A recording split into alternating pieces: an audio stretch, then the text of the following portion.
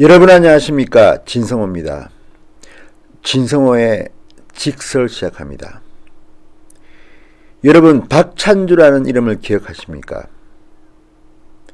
공감병 갑질 사건이라는 게 있었습니다. 이른바 공감병 갑질 사건으로 박찬주 대장은 영창에 구속되는 처지에 처했습니다. 그러나 그 박찬주 대장이 드디어 무죄, 무혐의로 명예를 회복했습니다. 그리고 어제 박찬주 대장은 예비역 대장입니다. 전역사를 할 수 있게 됐습니다. 눈물나는 전역사였습니다. 문재인 대통령에 의해서 공개적으로 망신도 당하고 언론들로부터 집중적으로 포화를 맞았습니다. 공감병 갑질 사건. 그러나 지금 명예를 회복한 박찬주 대장은 이런 문재인 언론들에 대한 불평보다는 대한민국 군인들에 대해서 아주 강렬한 메시지를 남겼습니다. 여러분 아시다시피 박찬주 전 육군대장은 26일 항소심에서 무죄를 받았지만 그 전에 박찬주 전 대장에게 덧씌워졌던 의혹들은 정말 인간적으로는 모멸감을 느낄만 합니다. 결국 1년 9개월 만에 무죄와 무혐의로 박찬주 전 대장은 살아났습니다. 그렇지만 그가 받았던 인간적 모멸과 명예훼손은 회복되기 힘든 불능 상태입니다. 박찬주 전 대장은 김영란법 위반으로 벌금 400만 원을 선고받긴 했지만 그동안 언론이 보도했던 그 많은 인간적 비판은 다 혐의 없음 내지는 무죄로 결정났습니다. 2017년 7월 문재인 대통령이 취임한 직후입니다. 공감병을 부당하게 부려먹고 괴롭혔다는 군인권센터의 폭로 때문에 사건은 시작됐습니다. 그 뒤 여론재판 마녀 사장이 이어졌습니다. 그것마저 안 되자 검찰은 별건 수사를 통해서 무차별적인 인권 살인을 시작했습니다. 당시 여당 대표 추미애 대표는 이적 행위에 준하는 사건이라고 했고 문재인 대통령은 이번 기회에 군내 갑질 문화를 뿌리 뽑으라고 지시했습니다. 그리고 많은 시간이 흘렀습니다. 박찬주 전 대장은 무죄 선고를 받았습니다. 일부는 무혐의로의 재판도 안 했습니다. 자, 그러면 그동안 겪었던 박찬주 전 대장의 인간적 모멸감은 어땠을까요? 군 검찰은 박찬주 전 대장이 죄가 없자 별건 수사를 통해서 탈탈 털었습니다. 몇 년 동안 누구를 만나 뭘 했는지를 탐문 수사를 했습니다. 그리고 고철을 수거해 폐기하는 고철업자에게 760만 원의 향응 대접을 받았다고 해서 구속이 됐습니다. 1심 재판은 760만 원 중에서 184만 원에 대해서 유죄로 봤지만 2심 재판은 모두 무죄로 판단했습니다.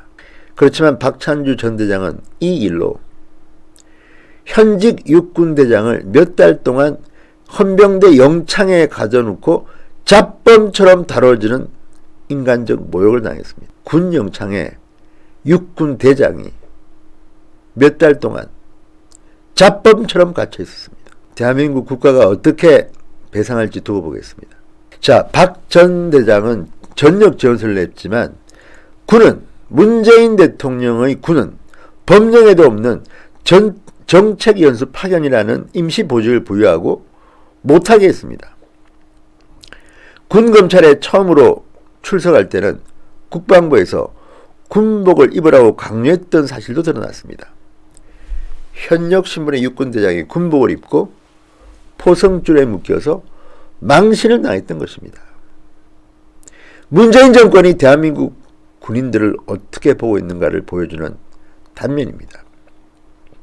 이 기회에 그동안 군의 주류들에게 톡톡히 망신을 주고 싶었는지 모르겠습니다. 박찬주 전 대장은 국가 권력에 의해 린치를 당한 기분이라고 했습니다. 군 통수권자인 대통령까지 나서서 육군 대장에게 가했던 명예훼손, 인격살인. 자, 어떻게 보상하는지 한번 두고 보겠습니다.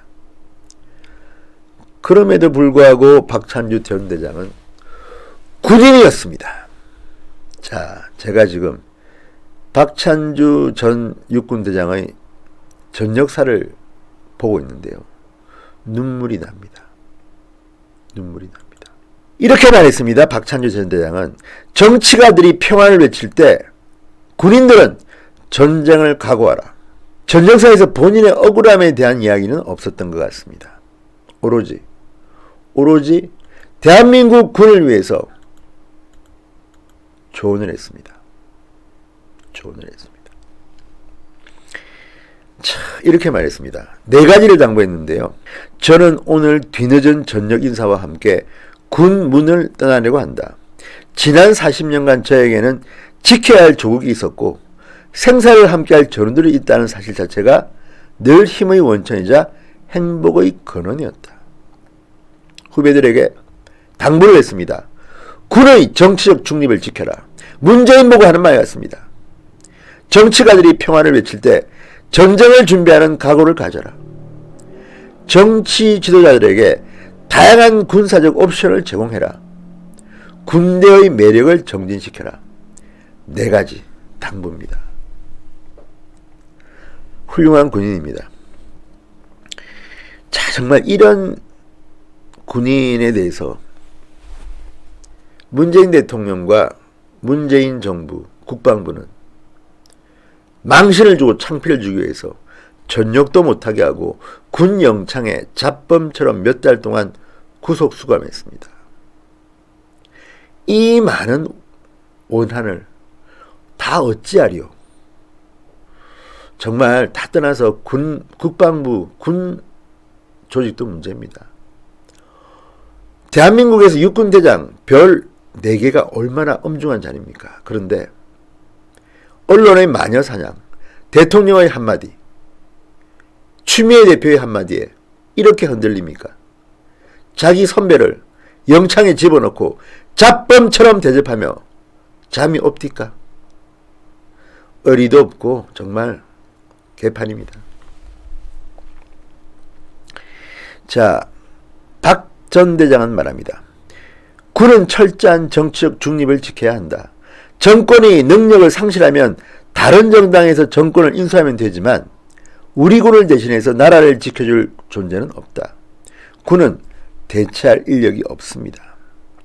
그러면서 정치 지도자들이 상대편, 김정은이 말하는 겁니다. 북한의 그 범죄자, 상대편의 선의를 믿더라도 군사 지도자들은 선이나 설마를 믿지 말고 스스로의 능력과 태세를 믿을 수 있도록 대비해야 한다.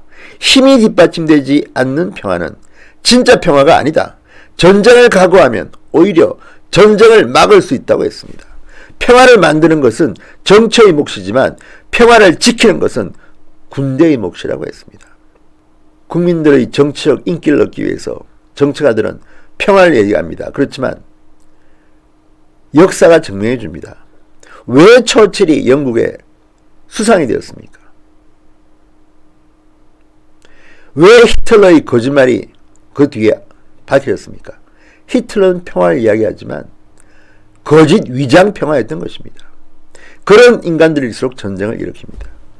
전쟁을 준비하지 않는 국가는 당합니다.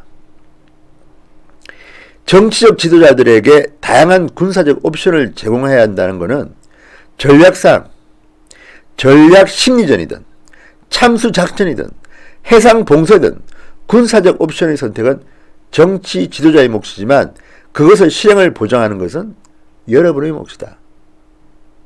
박찬주 군인의 이야기입니다. 그리고 군대의 매력은 편한 군대에 있지 않다. 강한 군대만이 매력을 줄 수 있다. 군대의 정진된 매력은 국민들에게는 든든함을, 장병들에게는 자부심과 자신감을, 적에게는 두려움을, 동맹군에게는 신뢰감을 주게 될 것이라고 말했습니다. 박찬주 전 사령관은 전역사에서 육사 선배인 이상희, 김관진 전 국방장관, 동기인 고 이재수 전 기무사령관 등에게 감사 인사를 했습니다. 참군인의 감동적 매력을 보여준 김관진, 이상희 장군께 각별한 존경의 말씀을 드린다. 운명을 달리한 사랑하는 동기생 이재수 장군의 명복을 빈다. 참 울먹이게 만드는 전 역사입니다. 지금 대한민국에 군인이 있습니까? 정경무 국방부 장관이 군인입니까? 정말 말도 안 되는 소리로 국회에서 욕을 먹고 김정은한테는 칭찬을 들었을 겁니다. 지금 대한민국의 군이 이렇습니다. 문재인에게 모욕당하고 언론에 마녀사항당한 박찬주 전 대장의 전 역사가 대한민국 국민들을 눈물을 흘리게 합니다. 진성호의 직설이었습니다. 여러분 대단히 감사합니다.